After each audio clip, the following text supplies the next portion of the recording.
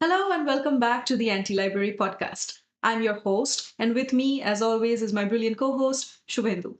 Today, we are honored to have with us someone special, Dr. Jerry Rafiki Jenkins, who is the Assistant Director of the Institute for African American Studies at the University of Georgia and a prolific author whose work challenges us to think differently about humanity and monstrosity. If you loved black horror like Blacula or Sinners, then this is the episode for you. Dr. Rafiki's books, The Paradox of Blackness in African American Vampire Fiction, and recently released Anti Blackness and Human Monstrosity in Black American Horror Fiction, have pushed the boundaries of criticism.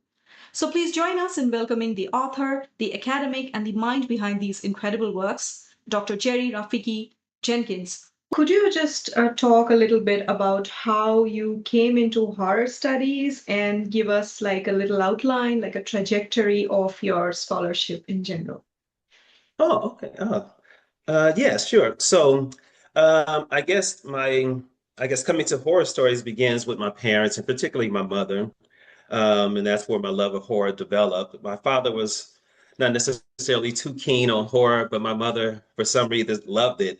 And so I got attached to it. And so as a child growing up, born in the 60s, but growing up in the 1970s. And at a different time where you could take, like a 11-year-old to those quote unquote rated R films, right? So you got to see The Exorcist and things of that nature. But it was her love for horror that got me into it. And although I was scared by it, there was a certain type of, for lack of a better word, pleasure that came from, watching and or reading horror, particularly starting off with horror. So my entry into horror, in many ways, like many people, particularly in the U.S., starts with Stephen King from a literary perspective, but from a cinematic perspective, it begins with the blaxploitation films, right? And particularly the blaxploitation horror films, and the three films that stood out to me were Blacula, JD's Revenge, and Abby, which was this kind of a knockoff, if you will, of The Exorcist. But it was interesting. So I just remember those films frightening me and being able to see those in the theater with other people who were also scared. So for me at the time as a kid, like 11 or 12-year-old, I thought like seeing a horror film and being able to get through it was a sign that, okay, now I'm becoming an adult. With respect to literature, though, I didn't think of like Black horror literature in particular until I got to grad school. And I didn't realize that a lot of the text that I read as undergrad, for example, Richard Wright's Native Son, or Ellison's Invisible Man, or Hurston's, Their Eyes Are Watching God. I knew there was something eerie about them, but I didn't have the language or the words to basically explain, like, okay, what is it about it that makes me uncomfortable or distressed or is producing anxiety into the text? So when I got actually to grad school, I realized that, oh, what I'm reading was actually a horror stories, right? And so that got me to start looking at, okay, well, what other horror stories that African Americans have been writing because they're pretty much excluded from the scholarship on horror, right? And particularly within American horror. So I was fascinated about that and started looking more deeply into it and realized that, oh, there's a wealth of scholarship that's been produced, not scholarship rather, but a wealth of novels and short stories that have been produced by African Americans that even within contemporary definitions would be seen was horror, or at least falling under the category of Gothic. Um, so um, so as a result of that, and kind of reading more horror and start getting into grad school, I started to realize that there was something about horror that I liked, and what I started to like that it was telling us something about what it means to be human, right? Both on the one hand, what it means to be human as a frightening and repulsive being, but then at the same time, looking at the human as something that is to be admired and desired in many ways, right? With respect to kind of thinking from an evolutionary perspective, that this being can change and actually be possibly and hopefully become quote unquote better, however we would define that. Right. And so as a result, the trajectory of my scholarship in one way or another has been about kind of investigating this notion of the human and particularly looking at it through the lens of Black art and Black thought, right? And because a lot of it has been excluded from much of the scholarship on about the human, even particularly thinking about Enlightenment notions of the human, right? That completely excluded anybody who was not European, right? right? So here's these discussions about what it means to be human, but not really taking consideration how other people around the world have kind of conceptualized this being, this concept. So for me, it was this ideal. I started looking at a lot of speculative fiction in particular, looking at the ways in which they've kind of thought about what it means to be human, but looking into the context, again, through kind of Black artistic works, but also Black intellectual work. And so one of the ways I tried to grapple with that, particularly in the vampire book, was in the conclusion and thinking about this notion of comparing the ideal of post-Blackness versus new Blackness, right? And kind of what does that mean, particularly within the 21st century moment where there's the profession to know that race is a social construct, but the way in which we behave, we still kind of believe in its biological essence, right? So that in that instance, right, that my scholarship has been kind of tied to that, getting at this is a question of why is Blackness important? And Blackness becomes important because we find that race is important, particularly within the Western world. So the question becomes, why are we still fascinated with something that we seem to all agree is a myth? And so a lot of my scholarship deals with that. So even stuff that I deal with religiosity, for example, is kind of grappling with that question. And I guess we may talk about it a little bit later, but one of the things in thinking about this notion of what it means to be human and particularly studying Black atheists and agnostics came from an interesting film, and it was Contact with, was it Jodie Foster, I think, and Matthew McConaughey, I think they're in the film, kind of an old film. But one of the most fascinating questions that was posed in the film, I thought was something to really think about because I guess Jodie Foster character is an atheist. And basically the question was, if you're going to represent humanity, how can you represent humanity when 95% of humanity, at least according to the statistic given into the film, is not atheist, right? So could you be a good representation of the human, right? Of what it means to be human. And I just thought that was a very fascinating question because it was it was obviously, proffering the ideal of what it means to be human, and it to not have a sense of spirituality or a belief in God suggests that someone is possibly not human, or at least not fully human, which I thought was just fascinating. So as a result of my scholarship has been interested in that. So whether it's looking at, vampires or monstrosity or religiosity, it's been interested in this ideal of like what it means to be human and kind of thinking out of the context of, Western context. That is really fascinating, and thanks for weaving in your personal trajectory with these really great details about when you were growing up, what kinds of films you were watching, and so on. So I'll just go from there to the next question. You have this fascinating distinction between the Gothic and the horror, and you have touched upon it a little bit, but could you talk a little bit more on how, and you also mentioned several, African imaginations of the vampire. So how vampire is not a white figure or an European figure, but vampire, you talk about how the vampire is a figure of blackness as well. So could you kind of talk about this distinction between the Gothic and the horror and how vampire becomes a potent figure for understanding the paradoxes of blackness, especially. Yeah, and so the way I was thinking about the difference between Gothic and horror was in many ways of trying to say that there wasn't a difference, right? And particularly within a book on looking at human monstrosity, the idea was to show that basically Gothic was just basically a genre or a subgenre of horror itself, right? And particularly the work of Kenitra Brooks, in which she talks about the way in which, particularly for Black feminist scholars who were reading Black women's horror texts and didn't look at it as horror, but as Gothic, was a way to kind of find a way to include it, if you will, into the canon. Right. And so for me to realize that looking at these stories, even though they have very different representations of horror, in the end, they were basically trying to accomplish the same thing, right? Is to produce a certain type of dread or anxiety within the reader, and thinking about it from the literary context. So Gothic, the way I thought about it, was particularly a representation of horror that was concerned with the past, particularly how the past kind of terrifyingly, reappears in the present, right? And so it's to suggest that this past could never, leave us, if you will, particularly if it was a terrifying past. So thinking about it in the context, for example, of slavery, as kind of being a kind of a Gothic trope in the sense that you have this thing that's, legally supposedly has ended, and still its presence still remains, right?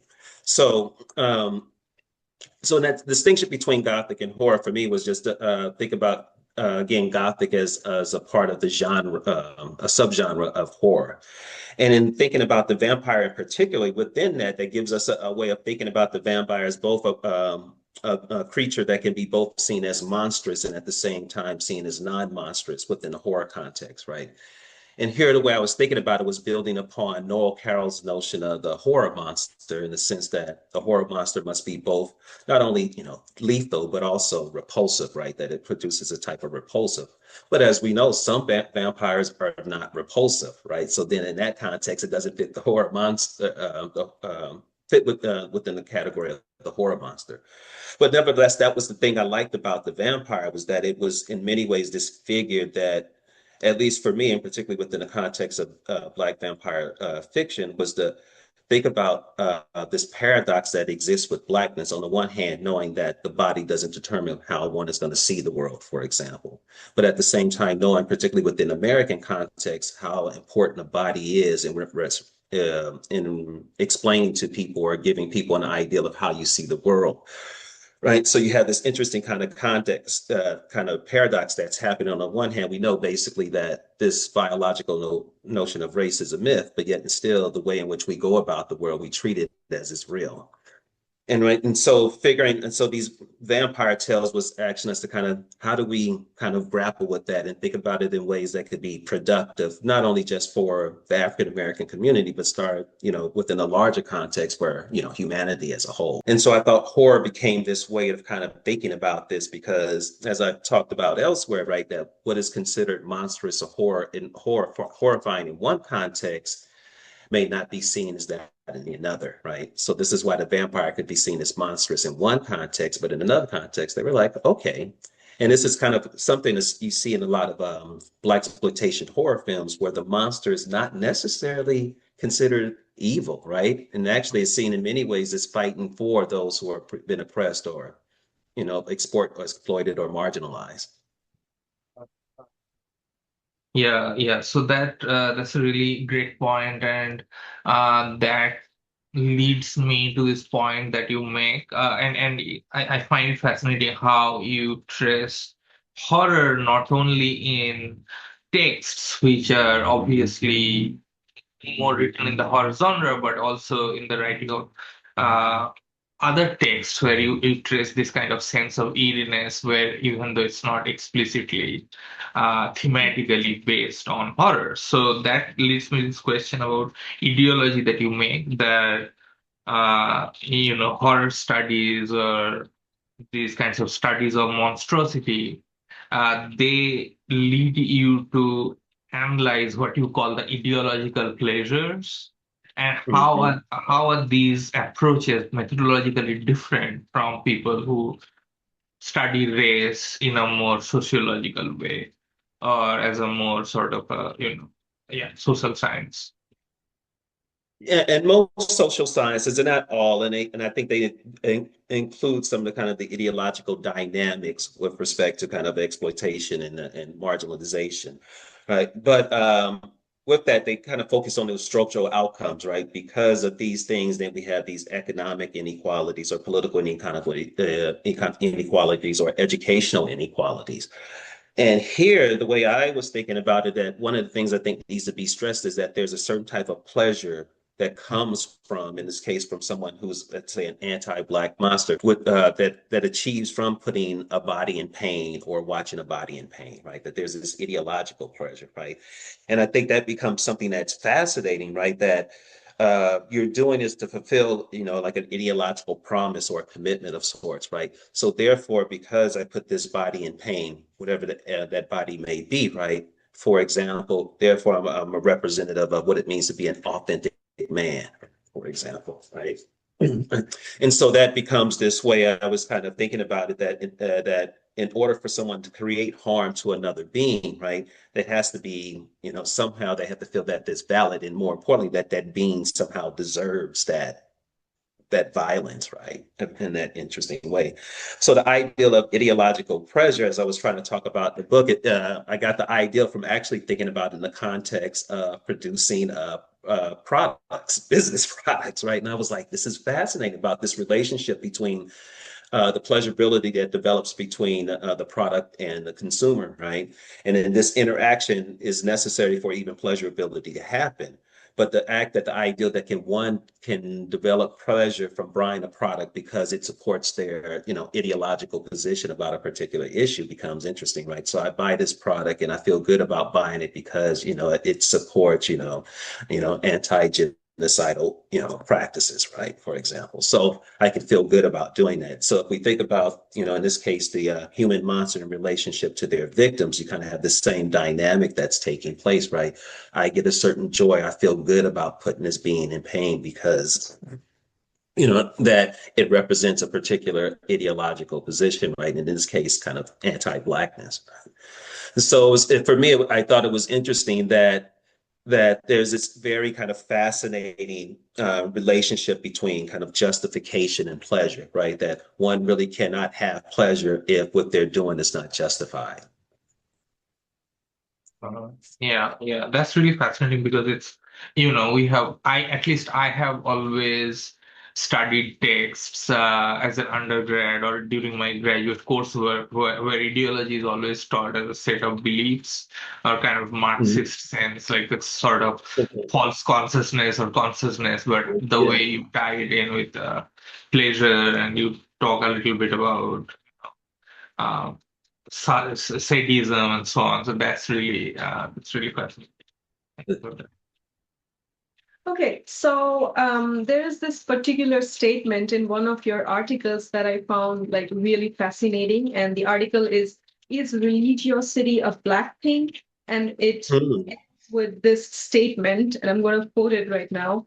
The best way for African Americans to battle the anti-Blackness of the 21st century is to become nuns or to start worshiping a non-human god.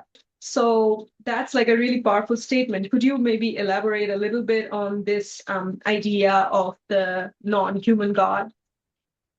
Yes, that actually, and I'm gonna come back to it, but I have to begin by giving um, I guess, praise to Octavia Butler because it derives from that notion of her God has changed context, right?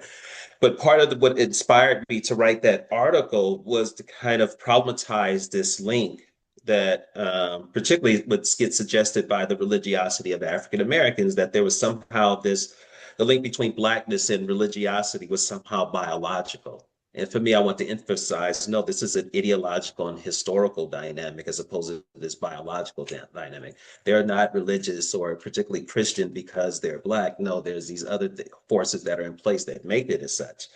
And so for me, I want to kind of engage in that conversation and really kind of politize that link between, kind of the biological and the ideological. And so as a result, the ideal I thought about is like, well, how, particularly within the Abrahamic faiths, how the God, and particularly within monotheism in general, is imagined, and it tends to be imagined as this human figure. But we as human beings, and particularly, and again, thinking about the Western world, when we think about the human, right, the human tends to be racialized and gendered, right? And so for me, I started to think about, well, thinking about the way in which, for Christians, for example, that Jesus Christ is imagined, particularly as this blonde haired, blue eyed person, right? What does it mean for people who are not blonde haired, blue eyed, or not male, right? What kind of, how do they fit into the rest of the world, right? And I was thinking, so for me, I thought about, well, if we don't look like this being, right, then that suggests that are we just basically props for those beings that look like the God, right, in order to teach those beings how to be godly, right? And so that question, and I was like, okay, that poses a problem. And I'm thinking that, okay, there needs to be something to address as a result of it, because such thinking also justifies kind of the gender dynamics, particularly in a lot of Christian communities and even within the African American community about this ideal of who, has the final say within the household, for example. Or even hearing the recent, I guess, social media thing that happened between Travis Kelce and Taylor Swift, and I guess this dude named Charlie Kirk was like that. Now she's going to become conservative and submit to her husband, right? And so that even that dynamic, right, and kind of give divine justification for inequality was something I was very fascinated with, and thinking about how have African Americans grappled with that ideal on the one hand of identify with a religion that has historically been tied to Black oppression, right? And so kind of grappling with that, and right, and can, that religiosity could be used as a way of kind of attaining what, this elusive thing called Black freedom. And so, yeah, so the ideal of the non-human God was the ideal, like thinking about it within the context of Octavia Butler. What would it mean for God not to have, a humanness, right? Then I think it would require for us to really think deeply about this thing that, we're going to believe in and devote our lives to and structure our lives. And as a result, how we engage with other people.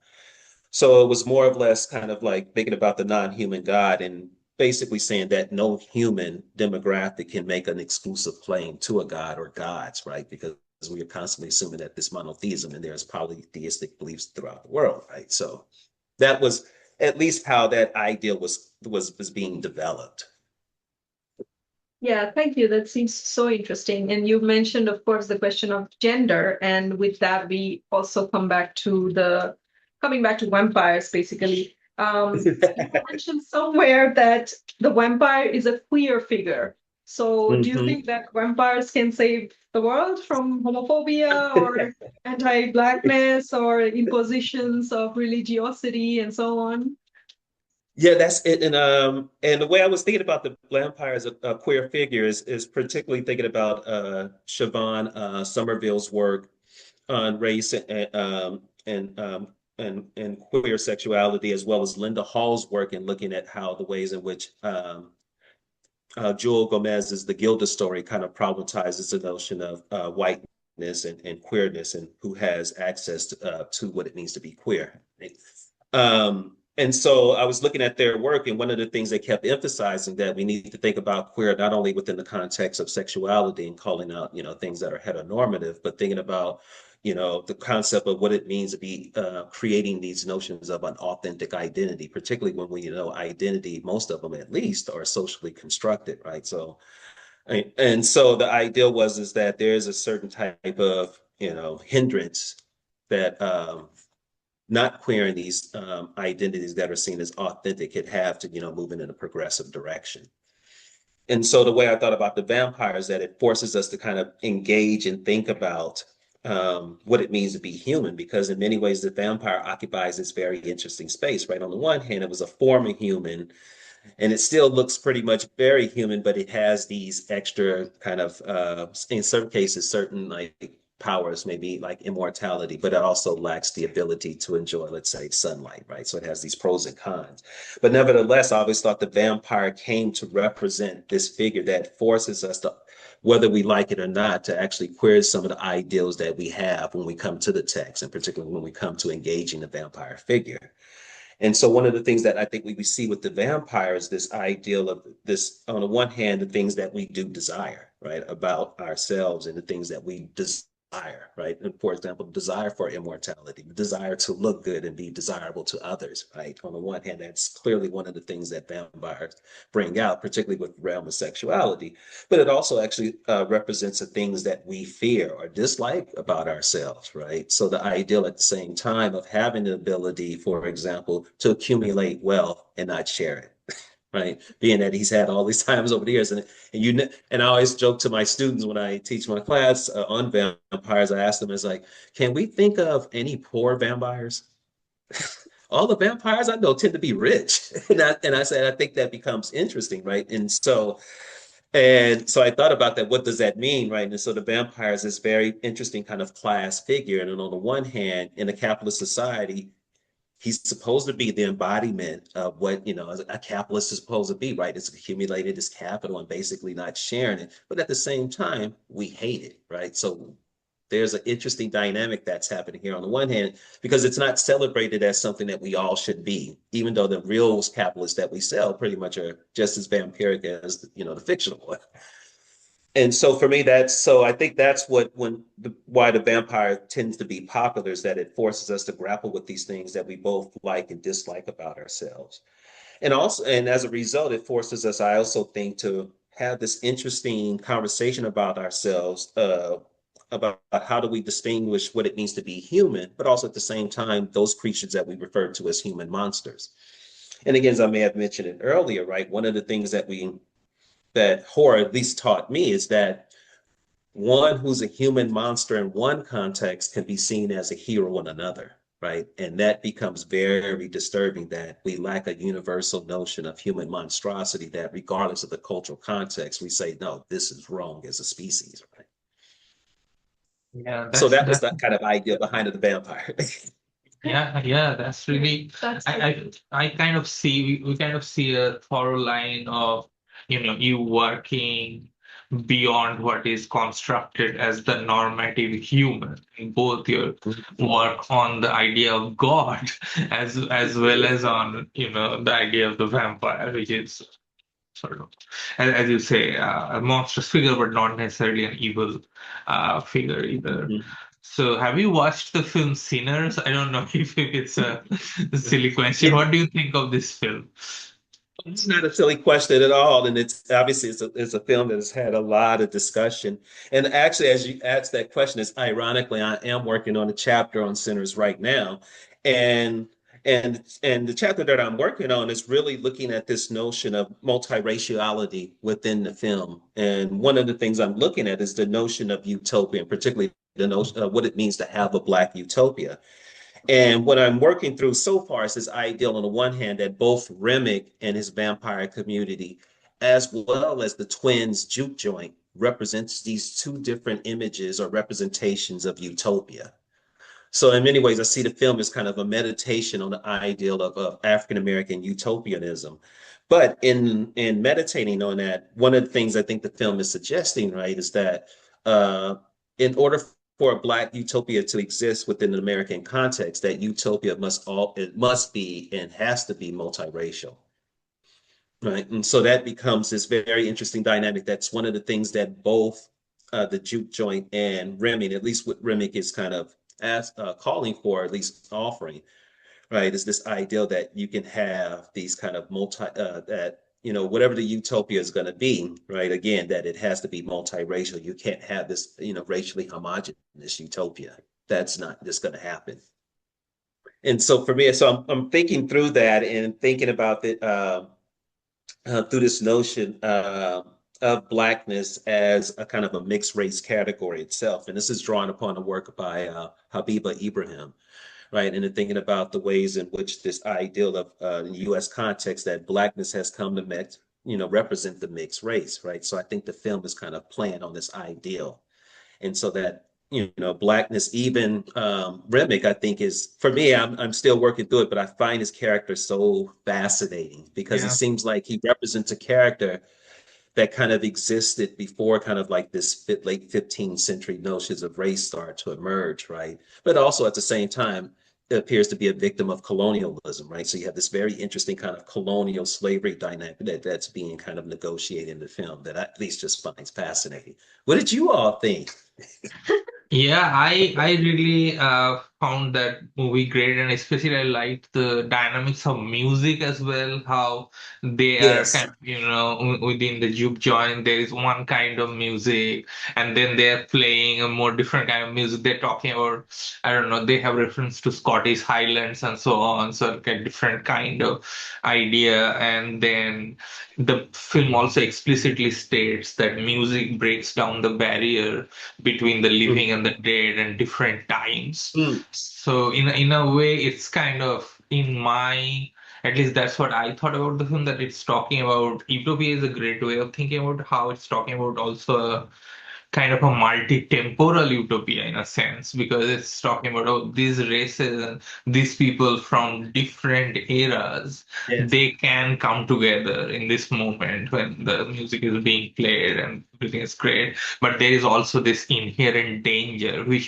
is also common to all utopias, that it can fall apart, or the utopia might turn into something dystopic. So I think the sense of Yeah. horror in, yeah, so and works like that too. So Yeah, I think one could just like apprehend that music was going to play some very important role, like right in the beginning, and that already kind of gave me the creeps. Like, okay, so And I think yeah, it was interesting too, as you were saying about the music. And I thought one of the things that, of course, everybody starts when you hear the soundtrack, you're like, okay, I got to go buy this. But when you're listening to the music and Pick Poor Robin Clean, and you start to look at the history of this music, and you're like, wow, this actually is this older Black woman who was singing this song, right? And you're thinking like, and also understanding that, as I'm thinking of the work of like, David Roediger and George Lipsitz and Theodore Allen and like, who are talking about that, particularly with respect to the Irish, that, they don't get their whiteness, if you will, until the middle of the 20th century, right? So you have this interesting dynamic that, okay, whiteness is about skin color, but it's more than that in the sense that just because you have that skin color doesn't automatically put you in the category of whiteness. So I think that's even fascinating then is like, okay, what space in this instance at that historical moment, do the Irish occupy in this kind of black-white dynamic that exists in the US, racial structure? it reminded me also of, there are a lot of so I work on diseases and epidemics. And this is a period in India when literally, especially in Bengal, which is eastern part of India, so a lot of people, about like there is a decline of about 6 to 8% of the population due to epidemics. So a lot of people are dying. And it's Wow. also the moment when kind of there are a lot of ghost stories. And some of these ghost stories go like this: when a person who works in the city in a colonial establishment, he goes back to his village during the weekends. And then he starts noticing that his family members are acting in a weird way. So he later realizes that they're already ghosts. And the wife of this guy says that something like you are also waiting to be a ghost, so it's better if you like already become part of this community, because that's what humans will become anyway. So that's like really fascinating. And then there are like different kinds of Whoa. places where ghosts from different generations reside in the same house, so with different political beliefs. Like maybe there is a ghost of a colonial official, but also a ghost of a revolutionary. So like that becomes a fascinating kind of miniature. Those houses become like miniature dioramas of history in a way. And the thing Yeah. is that, like you mentioned, a lot of these non-humans are also not evil at all. They are like laughing, joking. They are like having their own issues, whatever. So, and yeah, I find funny ghosts or non-humans really interesting because I basically work on humor. So, like, yeah, so there are many yeah, funny or Yeah. non-threatening non-humans. That's really cool. Yeah, they're sometimes like, a ghost who has a habit of eating a lot, he will just end up saying that, oh, I died of famine, so I'm just hungry. So these are like at the same time kind of comic, but also horror. So that's a very interesting genre that comes up, yeah, with the kind of epidemics or with the kind of wake of colonization and so on. So in South Asia. So that's, yeah. Well, you all just talked about two things now that got me really thinking about, particularly the ideal of role of colonialism, and particularly if we think of it like is this ideological, both way of thinking, but also practice, right? In the sense that you have this kind of way of thinking that produces not only ghosts, but also these monsters too, right? And these monsters sometimes don't look monstrous, right? And so, and thinking of for the extremely greedy capitalist, for example, right? But also the ideal of like I've always been fascinated by this interesting relationship to being scared and being and being, I guess, what is it? Being and finding humor, right? This interesting between humor and being fright. I think it's so interesting because on the what I was thinking about as a kid, right? We would laugh when we were first scared to kind of, I don't know what that was about. Like you get scared, you're like, ha, ha, ha. I don't know. It's just it's a very interesting dynamic that becomes the way to kind of grapple with this fearful thing is to kind of have humor there to do it. Yeah, absolutely. Okay, thank you. Yeah, that was That was really, yeah, it was fun. really fun. That Yeah. was fun. Oh, that was Yes. fun. I enjoyed talking to you also. Now I can't wait to read you all stuff, right? Absolutely, Yeah. absolutely. We would love to remain in touch.